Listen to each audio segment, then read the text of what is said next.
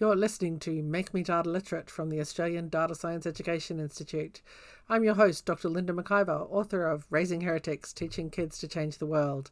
Let's go change your mind about data.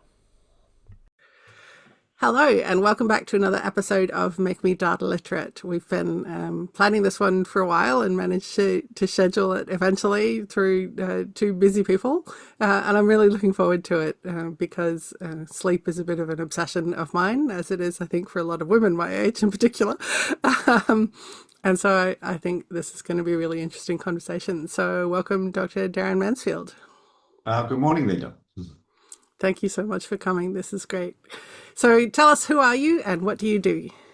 Okay, so I'm a medical doctor. I've trained in respiratory medicine and in sleep disorders.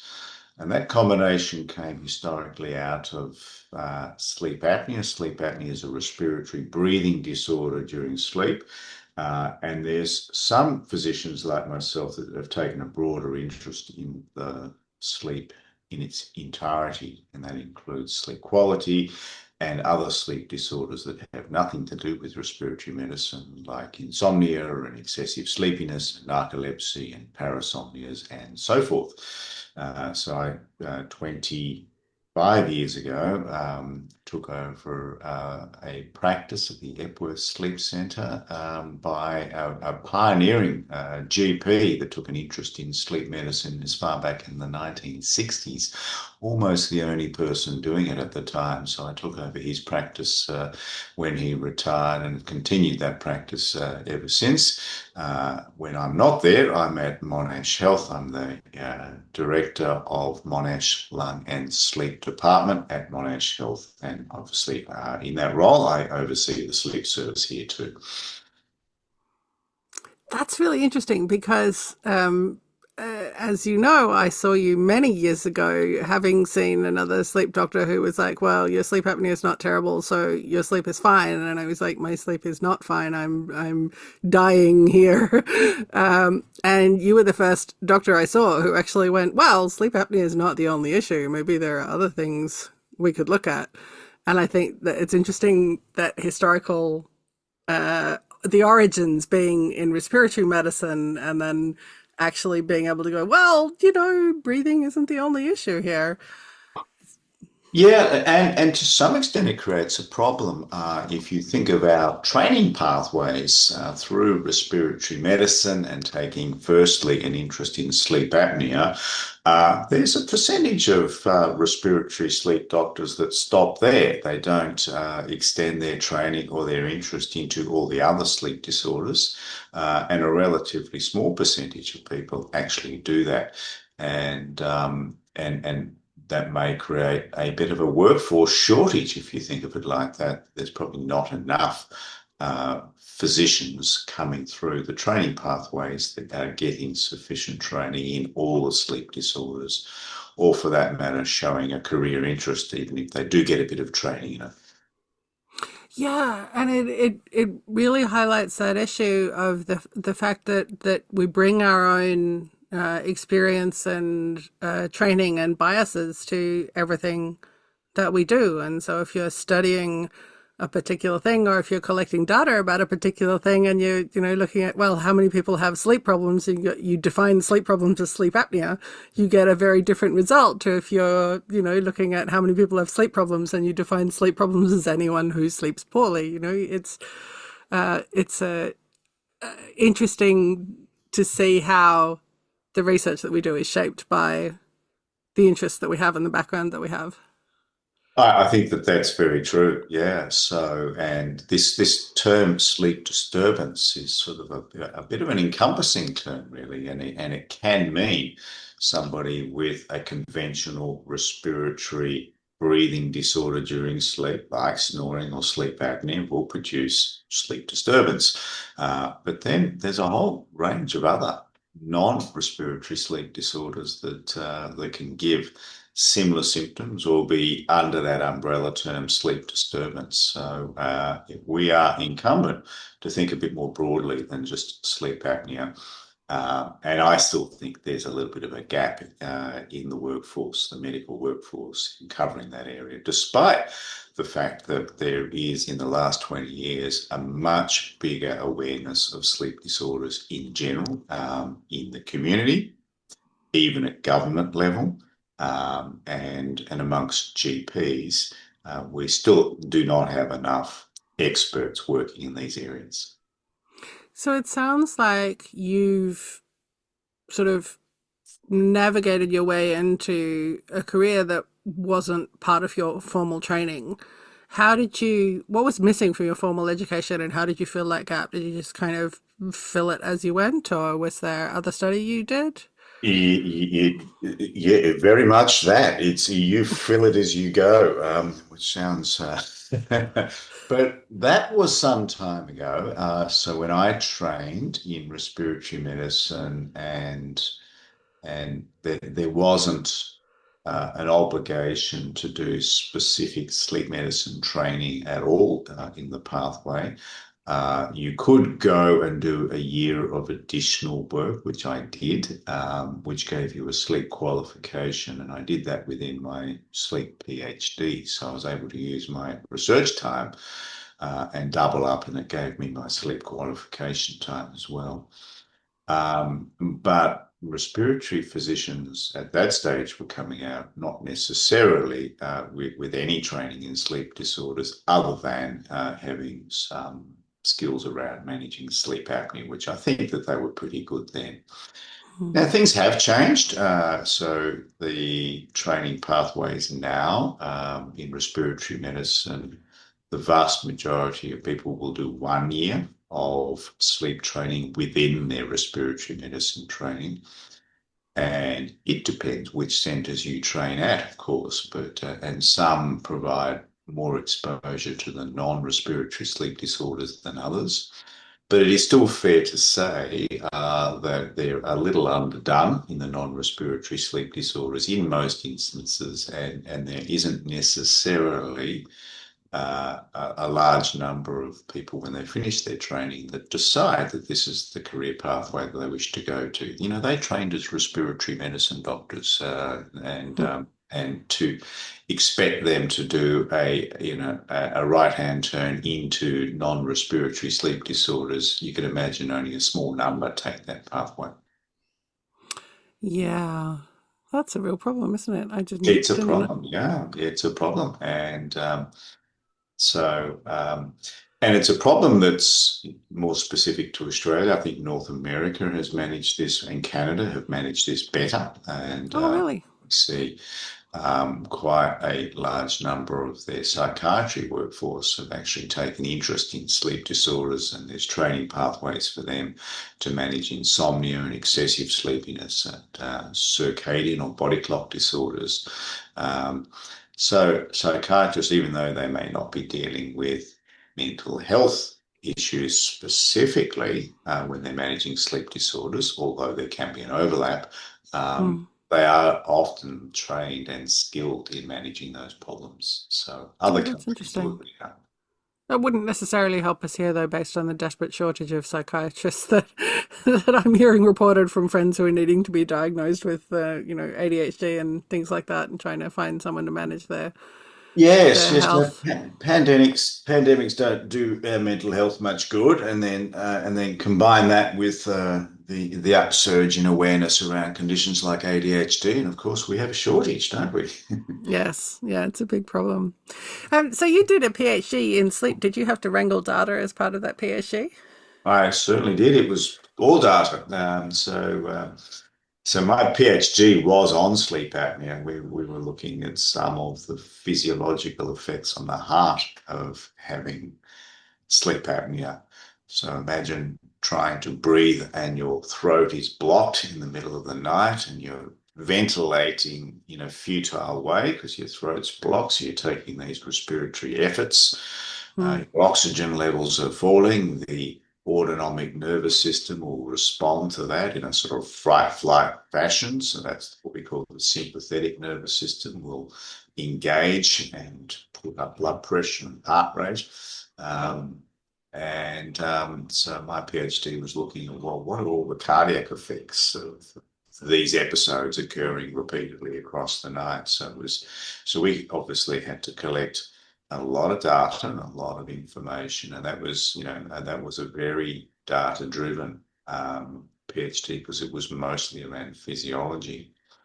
That's super cool. And it's interesting that there's, I think, quite a separation between that type of research and how we manage many of our sleep disorders, which is a much stronger focus on perceptions of Mm. sleep quality and perceptions of waking refreshed or otherwise, daytime energy levels. And they're our goals to improve those symptoms and those perceptions. And that's interesting, isn't it? Because, data is not our goal necessarily. Data may be used Mm. as a guide or an aid, but data is not our goal. It's perceptions of improved sleep quality and how people perform and function during the day. That's what we're trying to achieve.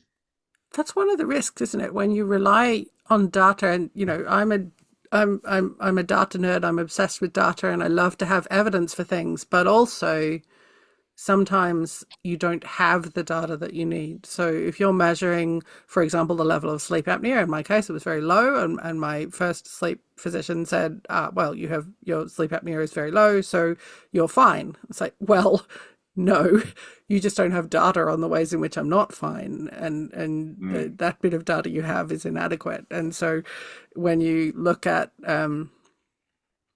if you look purely at the data and say this patient is fine because their blood tests are normal and you know, the thing that I've measured is not a problem, then Mm. you're missing the overall issue of this patient's quality of life is really low and there's still a problem there. We just haven't measured it. Yeah, and now sleep apnea is a good example. So let's just expand on that for a minute. So if somebody comes to me and we suspect sleep apnea, there may be snoring, there may be witnessed episodes whereby they're stopping breathing. They may feel that their sleep is fragmented at night because they will wake repeatedly because of choking episodes, and yet they may not actually be all that aware of the choking episodes themselves. Mm. Often they'll wake unrefreshed in the morning, dry in the throat, sometimes with a headache. And there are variable degrees of daytime fatigue and sleepiness, which impact on both quality of life and performance and productivity. And then there's a safety issue to consider as well for people that are driving or operating machine. So again, when I'm taking a history around sleep apnea, I'm interested in the symptoms and interested in how they feel in the morning and interested in how they're performing during the day. Now, we'll go on and do a sleep test, and a sleep test will give us some data. And in that context, the data will help to support or help to reinforce the likelihood that the symptoms that are in front of us are explained by sleep apnea. Mm. Okay. That might mean if they've got really bad sleep apnea measured by data, um, it supports the case pretty strongly that if we go and treat this, they're going to feel better. Okay.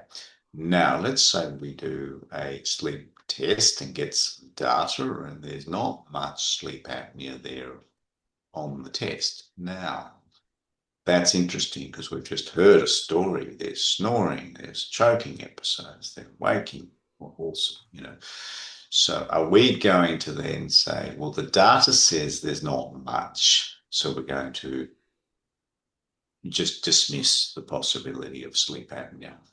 Mm. And this is where it's interesting, is because as it turns out that the measures of sleep apnea that we use um, don't have a particularly strong correlation with the symptoms. So it turns out Ooh. we have some people sometimes who have a test which says sleep apnea is mild, and yet the history we've just taken says, gee, this sounds an awful lot like sleep apnea is causing this, and if we treat it, there's a pretty high chance that we're going to get some improvement. And then we have the reverse situation, whereas some people come because, look, I'm here because I've been told to turn up. My wife Mm. or my partner has sent me, and I'm snoring and it's bothering them, and I don't really think I've got a problem. I'm just doing what I'm told. And we do a test on them and go, well, as it turns out, you've got a lot of sleep apnea. And they would say, but I feel fine. Mm. So we see this swing both ways, where sometimes we find a lot of sleep apnea on the test, so the data indicates a significant problem in the absence of a lot of symptoms, and then the reverse. So this is a good example of where I think data is a guide, but the data must not be considered in isolation as to what we choose to do next. Oh man, I want that framed in every doctor's office. Yeah, well, we would like to think that that is, what most practitioners do. And of course, we know that's not what everybody does every time. Mm. Um, and and it is hard when you have data that indicates a diagnosis, for example, and you have hard objective evidence. That's what data offers us. It's Yeah. hard objective evidence. It's evidence that anybody who looks at this case subsequent to you will look at the data because they're not necessary. We might have somebody who's not very symptomatic with their sleep apnea, but the data says it's there. Mm. And they may say, I don't want treatment.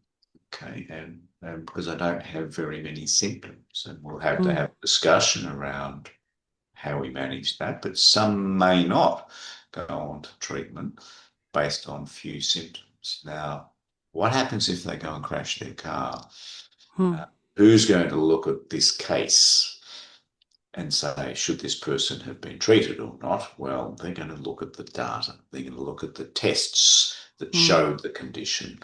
And you can see now what practitioners may have to do. They say, well, I've got a history that I've taken that's very much between me and this person, Mm. and nobody else has been in a position to sort of witness this discussion and evaluate the symptoms. But what's left behind is a test result. And Yeah. if there's significant sleep apnea there, and there is an opportunity for others to come after you and make their own judgment as to what you should have done, often in Mm. retrospect, because something's happened. Yeah. you know, you can see people start to actually practice a little defensively. So the data, interestingly, might actually start Oh. to have a little bit more influence than it might otherwise have had. And people can be swayed by data to just say, well, the condition's there, we probably need to treat it regardless of your symptoms. And so there can be a bit of that that comes into people's practice, and it comes into my practice, even though I'm aware of it, but I'm Yeah. also mindful of, okay, well, look, do we still need to consider this, even though this person is not giving me a lot of symptoms, Mm. but there's at least a reasonable amount of sleep apnea there on the tests. So we may Mm. have to still consider treating it for ensuring that we've covered the bases.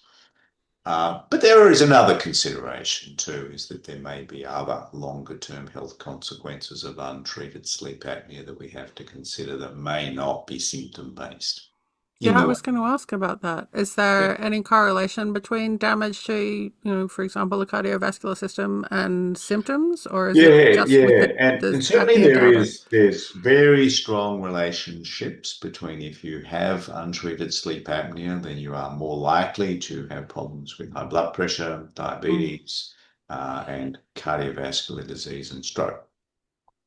Um, what is interesting is that we have not yet shown that if you treat the sleep apnea, does that cardiovascular risk reduce? And Ah. not been able to show that in studies to date, which is interesting. That is. So when we decide, look, we must treat your condition, we have to be mindful that, we're certainly hoping to treat symptoms if they're there, Mm. uh, but we may not necessarily be able to uh, prove to them or anybody else that there is going to be a reduction in cardiovascular risk that comes from this. So correlation isn't causation necessarily. May not. Well, it's interesting, and it might very well be that the studies that have looked at treating sleep apnea are just not good enough or not big enough. Mm. And maybe there is a signal, but we've just not been able to demonstrate it. So we have to be very mindful of that. Just because a study hasn't shown it doesn't mean it's not there. It just may have Yeah. not got the signal.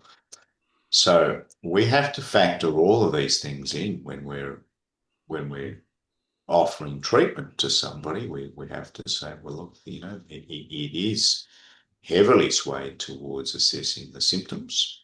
Mm. Uh, the data can, to a degree, help us in being sure that we're on the right track. Yeah. Uh, but we still may entertain treatment even if the data says the sleep apnea is mild, if the symptoms are significant.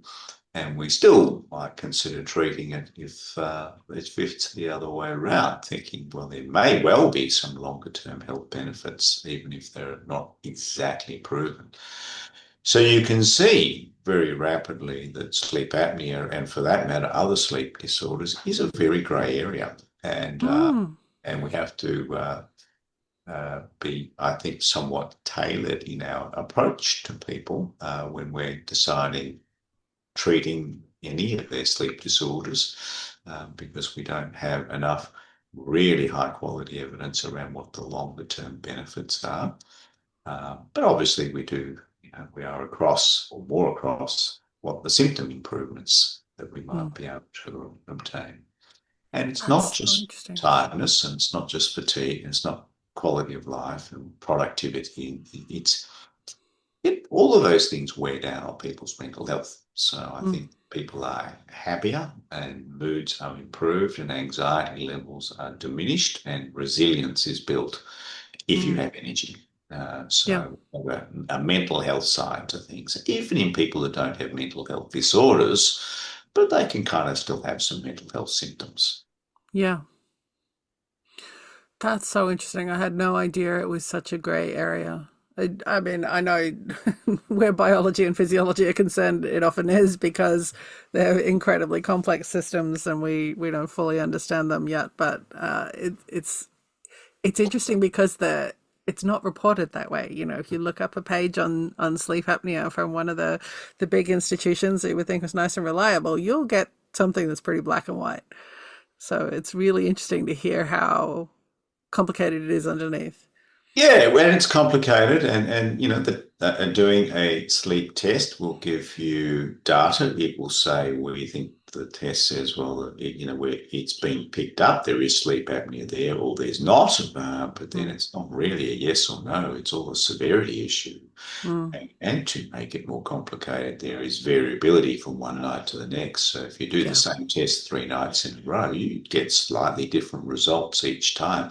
Yeah. Yeah. So, and we may see, as we talk a little bit more shortly, about some of the opportunities to use data in simplified sleep monitoring, Mm. because as many of your listeners will be aware who've had a sleep test, it's a cumbersome way to diagnose the condition. There's a lot Yes. of wires. It takes a night out of your life. Many people come into a facility for it, or at least have to come into a centre to be wired up to then go home. Mm. Um, and and it's a single night. It's a single snapshot. So Yeah. it'd be better if we could capture 2, 3, or 4 nights in a row. And Mm. would the data, would the results be more helpful? Yeah, I did And notice when I've had my sleep test that they truss you up like a chicken and then say now sleep normally. I was like, well, I'm so not sure that's going to happen really. yeah, I kind of think that that's everybody's apprehension about a sleep test is, Yeah. The tools we're using to measure sleep interfere with the very thing we're measuring. So, and that's that. And we get by with that for conditions like sleep apnea. But if we're just wanting to assess somebody's sleep quality, Mm. how much deep sleep they get, how much REM sleep or dreaming sleep they get, too many wires on will genuinely affect that. Well, that leads beautifully into smartwatches and fitness trackers. And Mm. I guess, is that how you got into it in the first place? That sort of that progression from I wish we could look at this, on more on a longer term basis and when people are sleeping normally. Yeah, in part, yes, that was there. And when I started in this area, there weren't really a lot of smart watches around and fitness trackers. They've sort of evolved with time.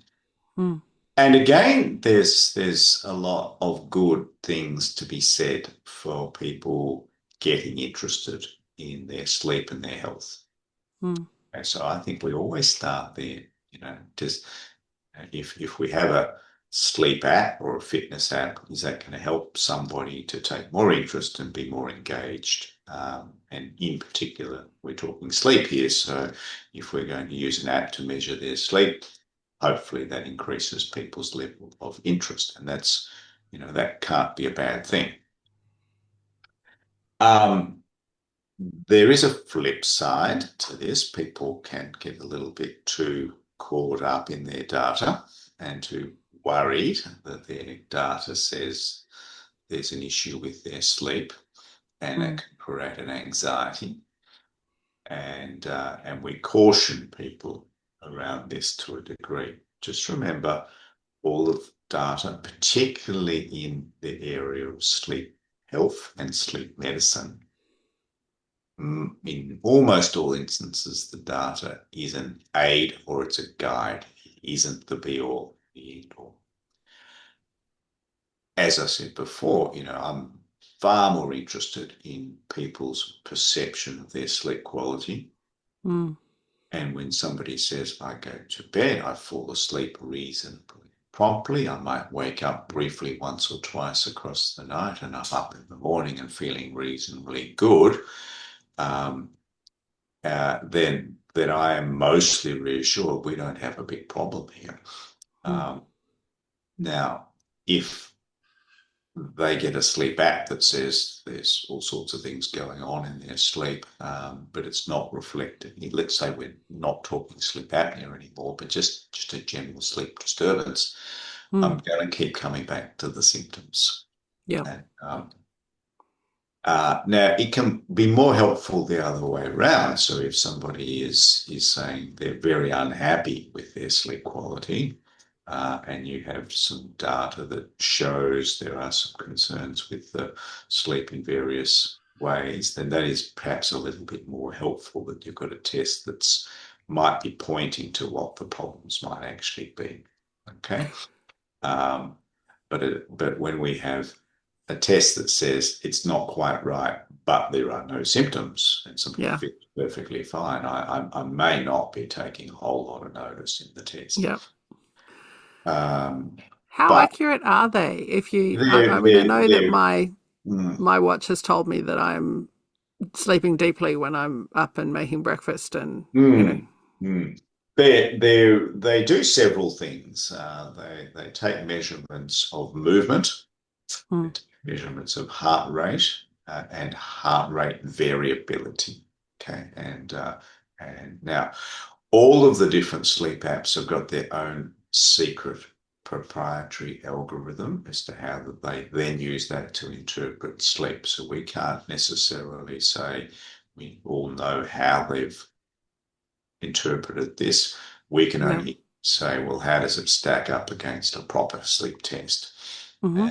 And, now, most of them are not bad at picking sleep onset. And when people get off to sleep, they're generally pretty motionless, and it will pick that, and it will often interpret that as sleep.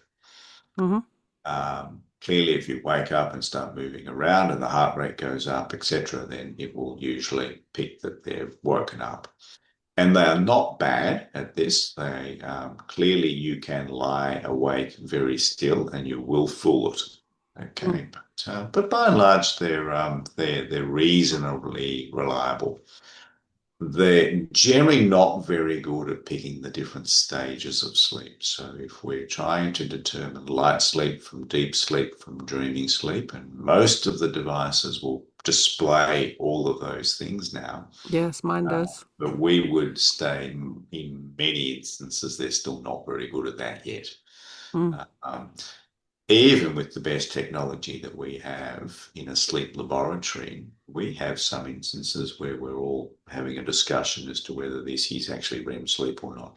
Um, mm, Picking some of these sleep stages like REM sleep is can be quite hard mm. in some cases, and not all. Sometimes it's quite straightforward, but we do have instances where it gets tricky. So, and that's with all the monitoring that we have, which includes EEGs or brainwave monitoring, direct monitoring of the brain signals. Sometimes Mm. we still have some challenges. So these apps are not measuring any of that. Yeah. Measuring usually heart rate. Uh, Now, the heart rate is not just the rate itself, but the way the heart rate can vary from one moment to the next is also something that they include in their measures, and that's something to do with, again, with that autonomic nervous system, which does do different things in wake versus sleep. So they are using that as well. So that's why there is at least some reliability with these devices. But again, I'm a little dismissive of the different stages of sleep, and I'm more interested in these devices giving us a bit of a guide as to whether they are actually in bed and asleep, or at the very least lying very still but awake. Mm. And we do find that these devices can really help us because, um, again, although I um, think people's perceptions of their sleep is all important, people aren't always that reliable about reporting their routines. Yep. Uh, so people who may say they go to bed at such and such a time and up at, whatever time the next day, and it's, when if we were to put one of these devices and monitor it, we actually discover, well, guess what, you're up to bed at one in the, you go to bed at 1 in the morning 3 nights a week, and that's Mm. not what you told me. Mm. So, we can make some discoveries and get some insights into people's routines that the history did not provide us. And Yep. so I think that there is a lot to be said for helping to reinforce the history around routines. I have pretty strong feelings about the way the devices very confidently report sleep stage, even though they are not actually accurately measuring sleep stage. Do you have any thoughts about that? Yeah, and that gets back to sort of it may decide that you're in deep sleep when you may not be, Yeah. may decide that you're in dreaming sleep or REM sleep or rapid eye movement sleep, as we call it, and you may not be. So the stages we think, and we are speaking generally, and some of them might be getting it a bit better than others, but in general, we don't think that those sleep stages have been perfected with these devices yet. Mm. Yeah, that's a problem. That's so interesting. I learnt a lot, I've read a lot on this, so I wasn't expecting to necessarily learn a lot, but just have an interesting conversation. So it's really cool. Yeah. It's worth pointing out that, we have wearables, like a watch. Yeah. Increasingly, we have things called nearables. And a nearable is a monitoring device that may not be on you, but it's near to you. And we're seeing a lot more under the mattress devices now Oh. that work a little bit like a mat under the mattress that can monitor your body position in bed, your movement in bed. It can usually pick up your heart rate even from there. and use all of that data to interpret whether you are awake or asleep, and even it will pick up your breathing patterns from and make some assessment as to whether there might be some sleep apnea there. So that's a new opportunity to look at something like a nearable as opposed to a wearable, and they can stay under the mattress and they can measure night after night after night, and Mm. as many nights as you wish to measure. Without So 16 electrodes attached to you. yeah. So that's a new opportunity, and we and others are studying where that may fit in. Certainly, we think if you have a diagnosis of sleep apnea, and we would like to consider treating it, or for that matter, maybe we may choose not to treat it. Mm. You can use these devices in the home setting as a bit of a guide as to whether the sleep apnea is, on multiple nights, you know, sufficiently well controlled, or for that matter, whether it gets worse with time if people Mm. put on weight or whatever they may be. So there's certainly these things. There's roles for these things but again, they have to be very carefully selected because we've already said data is a guide, and Yeah. a guide that's used um, in isolation may prove to be a bit misleading. Yes. In any context, in an I education think context, we in could talk about NAPLAN being misused as well. well, yes, yes, yeah. I'm Many not an conversations about that. expert on the net plan, but it's the same example of, Mm. yes, when you take a test result of any sort in isolation, what information is it giving us? And it might be a good guide. Yeah. Some cases it can be an excellent guide. In some cases it's a rough guide, and you Yeah. need to know the tool that you're using to get data as to where it sits on that spectrum. Yes, absolutely. That's a nice segue into my next question. I got a little distracted for the questions there. Um, is there anything that you wish everyone knew about data? Is there one thing where you think if everyone understood this, things would be better? Yeah, I think it might be emphasizing the point. I think understanding your tool is the most important thing about data. It's can be it can be very reinforcing of your premise that you Mm. have. I believe I have this diagnosis, and the Mm. data supports it, and that has a reinforcing role. When it works in opposition, then it casts doubt on your original diagnosis. So I Mm. suspect this is the diagnosis, but the data says something different. Doesn't mean the diagnosis doesn't exist. It just means that there is a higher degree of doubt, and you may have to go to additional lengths to either prove or disprove. So you can see that it helps to reinforce or Mm. possibly challenges your original thinking. And that's how data needs to be used in most instances. And the extent to which it reinforces or challenges um, is is is knowing the tool that you're using quite well. So can data outright prove or absolutely disprove? And there are some situations where data does exactly that, where the data itself is everything, and Mm.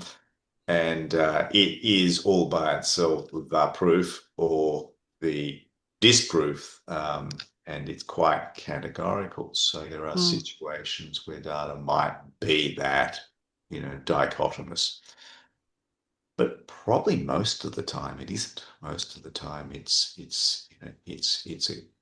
a guide of variable degrees of strength and reliability. Sometimes it's a very good guide, sometimes it's a rough guide, and Mm. sometimes data is completely useless. It tells us nothing. That should be framed as well. I've noticed that Um, all the way through you've been saying the data might support, it doesn't prove. You keep using the word yeah, support. and I really like that. yeah, and often that's the case. Now, of course, there are situations where, just as I said, where the level of support is so strong that it Mm, is almost independently proves. So mm, and there are examples of that.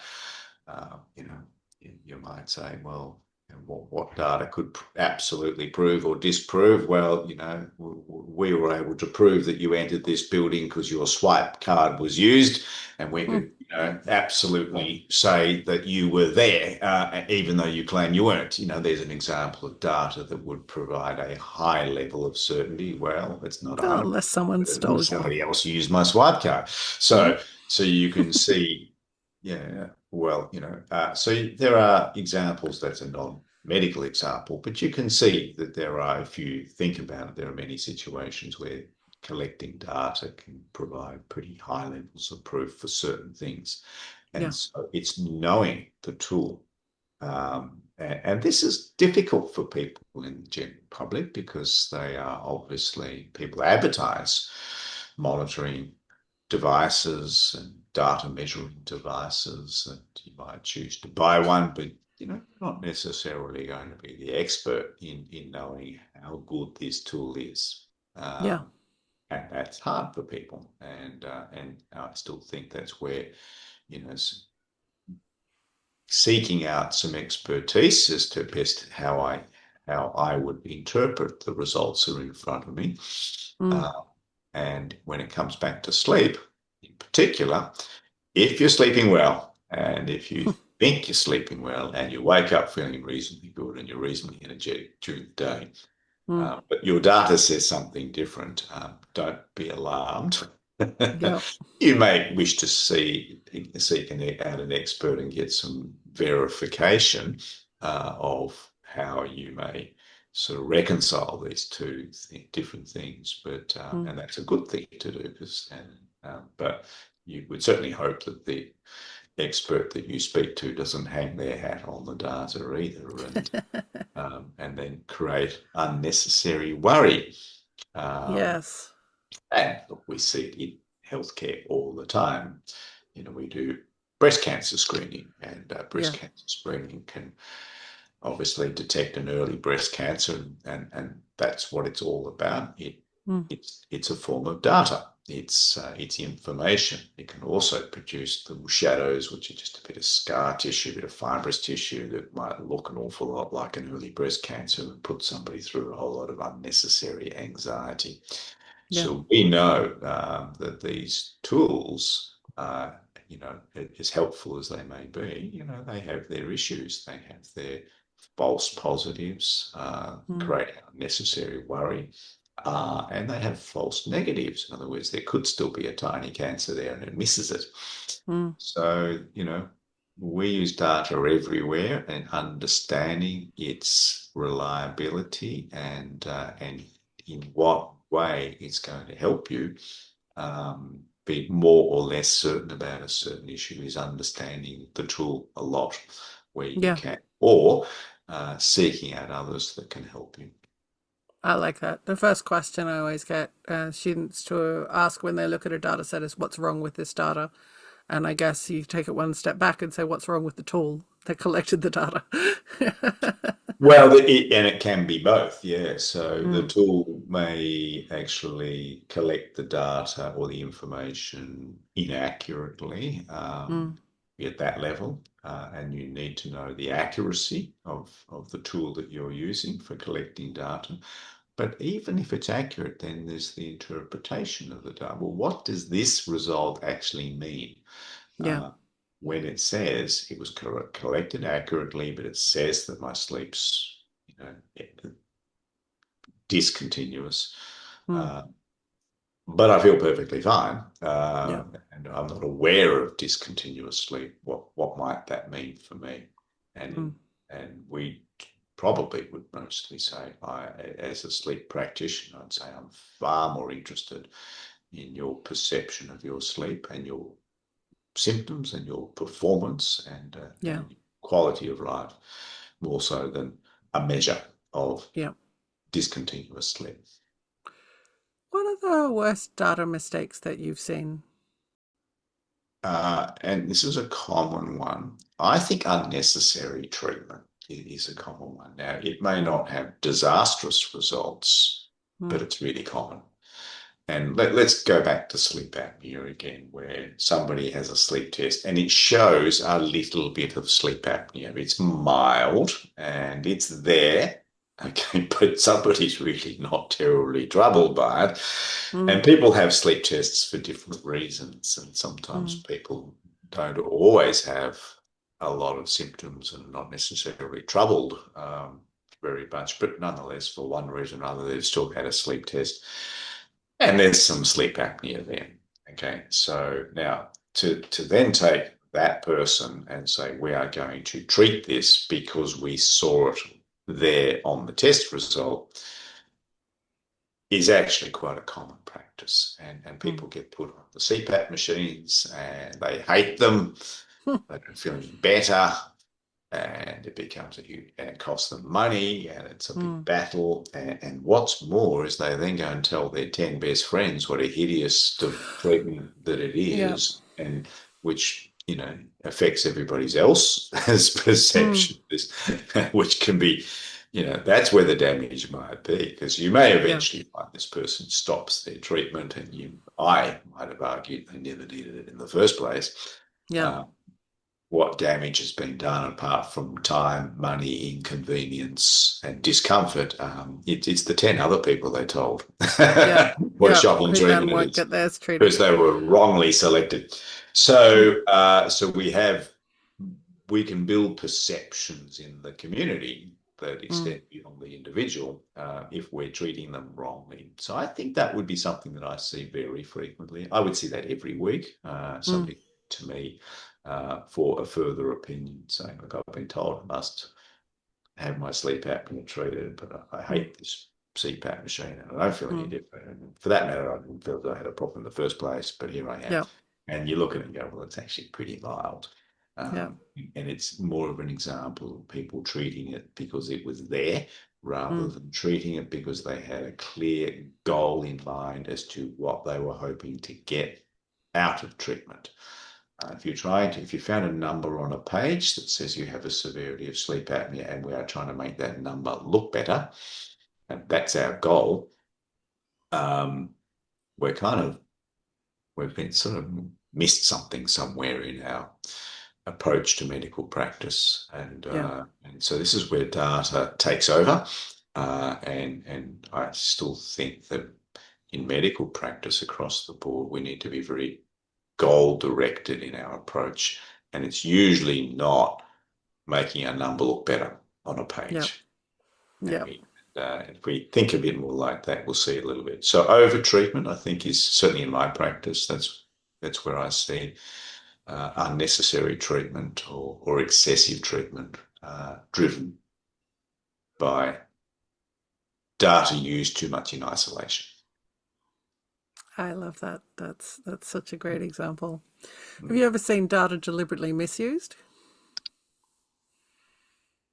Yeah, and there are many examples of people using data where they're trying to peddle an argument, and Yeah. uh, and we see this a lot where this is where there is a departure from true science.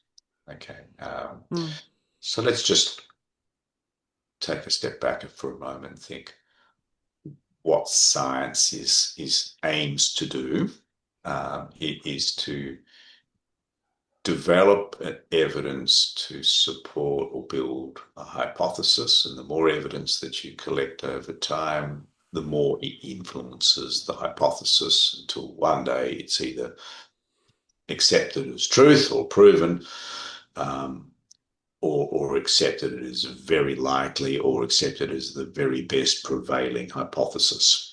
But Hmm. subsequent data can come along which puts doubt on that.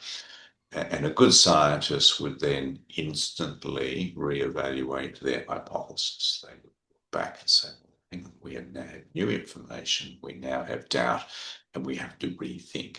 And a good scientist will readily rethink their position based on new information. Many people in the community are not scientists, and many Yeah. people go about this the other way. They have an idea in their head for whatever reason. It could be an ideological position. It could be for personal gain. It could be for whatever belief system people have, and they will in those situations stick to their belief system almost at all costs. And they will use data that supports their position, or use data misinterpreted to support their position. Mm. Or they'll downplay and ignore data that doesn't support their position, or find some reason why that data is wrong or incorrect or whatever it might be. So it's not a scientific position, where you data is to actually form your view. In this instance, data is used selectively to reinforce your view, and Mm. we see that all the time. Um, and guess what? We even see it in scientists. so Yes, we do. you would like to think the scientific process, is impervious to people's selected belief systems, but even scientists are human sometimes, and Sometimes, only sometimes. so data is misused all the time. Yeah.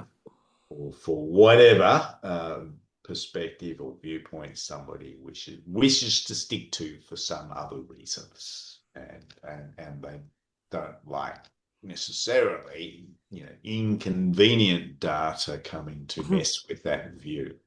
Yeah. But with climate change, when the inconvenient truth term was thrown around, is because um, that was a time when new evidence and new data was actually forcing people to have to rethink their views on things when perhaps they didn't want to, and that was very inconvenient. So Yeah. And yeah, uncomfortable. so yeah, all the time, and we see it in media, we see it in general public Yeah. all the time. We see it in politicians. We see it in everywhere we look. We see data being misused. Yeah. What's the first question you ask when you see graphs in the media? Given that you have some understanding of data, what do you look at them differently? Yeah, yeah, yeah, yeah. So it's and in the media, um, the media will be there. Often the media will be will have a central story around something that it wishes to run. So, Mm. and it will create a narrative around that. If you're going to run a 1 hour documentary on something, it's often starting by a preconception. Yeah. I've got an idea. We're going to run this story, and Yeah.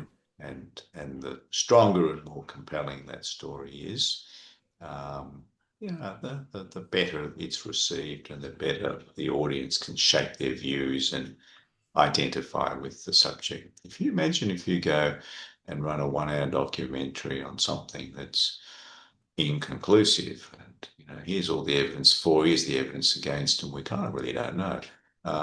So that's not great television. So, so every graph I see on the television, I ask myself, where did the data come from? Mm. How was it collected? Okay. Mm. What was the sample size? A graph that shows, people are doing X, but how many people were collected Mm. that showed this? It might be an opinion poll. It might be a election poll. It might be Yeah. you know it's swinging to the left or it's swinging to the right. But how many people were sampled? and where were they sampled from, and how representative was that sample of Mm. the whole of the Australian community. And those questions sort of run through my mind all the time and it's almost like a reflex for me because I'm kind of trained to think that way. Yeah. Nothing is accepted at face value, particularly in the media for the reasons that I've indicated, because the media has trouble getting viewers for a wishy-washy story that's got two sides to it. That's really a very grey subject. Yeah. Um, so so we will see a graph that shows compelling evidence of X, but we kind of know that there could be out there graphs that show the opposite that were never shown. Yeah. So we sort of wonder how representative that particular graph or set of data was of the broader issue, and was it, you know, carefully selected and therefore not representative? Was it poorly collected? All that sort of stuff. So all of this comes through my mind when I look at information, particularly in the public domain, because because that is a context in which journalists, for example, are motivated to tell a story, a clear message, Yeah.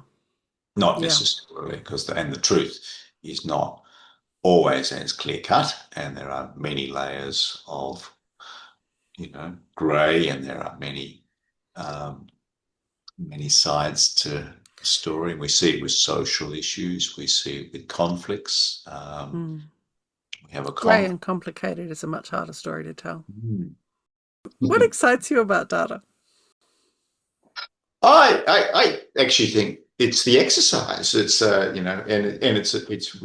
it's much of what we've talked about already. Is data is it's a good intellectual exercise, isn't it? To say, look at a piece of data and go, okay, let's just for a moment think, okay, how was it collected? How reliably or accurately was it collected? What signal is it offering, and how does that impact on other prevailing data, and how does that help form my view?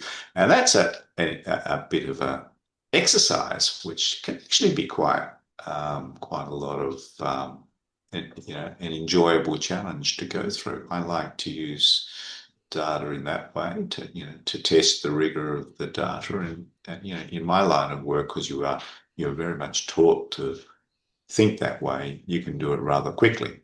Mm. And you can do it almost reflexly, so it's almost a reflex to do that. But it's still an enjoyable process, and we often get into our meetings in our department, data is presented, and the discussion time is all around that. Mm. How good was that data? Um, how how well was it collected? How reliably? How does it fit with data that shows something very different or the opposite? Mm. Is it better? Does it Mm. supersede all the previous data because it's better? And that's a whole sort of exercise that we all find ourselves going through, every week. Thank you so much. It's been such a great conversation. Good. So interesting to see how the conversations travel with the same questions but in totally different directions. Thanks so much for your time. Pleasure indeed. Thank you.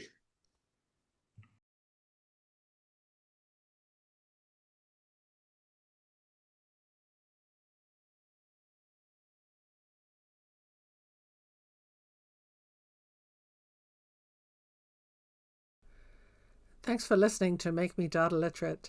If you'd like to support the work of the Australian Data Science Education Institute, you can donate at givenow.com.au/ADSEI or via the ADSI website. Let's change the world together.